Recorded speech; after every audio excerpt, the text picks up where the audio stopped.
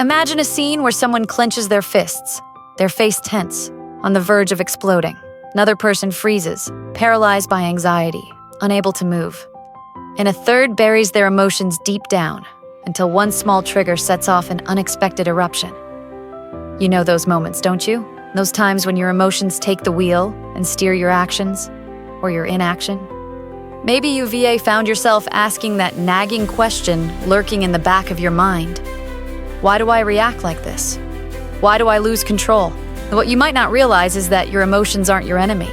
In fact, they're trying to talk to you. But here's the problem. We've often been taught to ignore them, suppress them, or worse, fight them.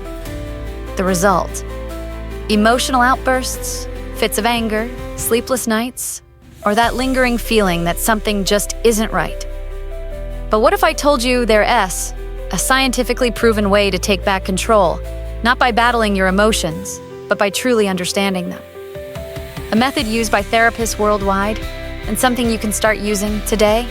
In just a few minutes, I'm going to reveal 3 simple steps that can transform how you handle all your emotions, whether it's anger, anxiety, sadness, or even that simmering frustration you can't quite put into words.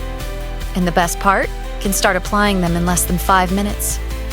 But before we dive in, are you ready to discover what could very well change your life? Because what you read about to learn might just be the missing piece you've been searching for to go from helpless to in control. That moment when anger makes you lash out, when anxiety paralyzes you, or when you bury emotions until they explode. What if I told you there's a clinically proven way to process any emotion without losing control? Today, you'll learn 3 simple steps used by therapists worldwide. And the best part? You can start using them in the next 5 minutes. The problem: neuroscience shows emotions are survival signals, not flaws. But here's where we fail. We either let them flood us or suppress them.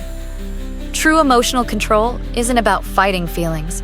It's about decoding their message. Ready for the 3-step framework? Step 1.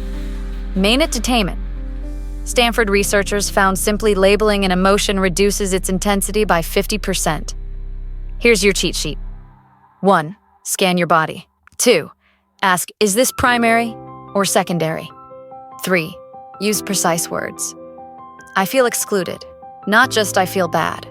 Pro tip: keep an emotion journal for 72 hours.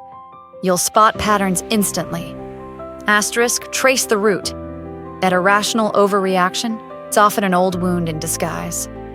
Example: your boss's criticism feels like your dad's disapproval. Try this. When did I first feel this way? What false belief did I adopt? Is this really about now or the past? Warning: this step gets deep, but freedom waits on the other side. Asterisk, step 3. Express to release bottled emotions poison you, but dumping them on others burns bridges. Fix the 3-layer. Expression technique. 1. Physical release. Sprint, punch a cushion, cry. 2.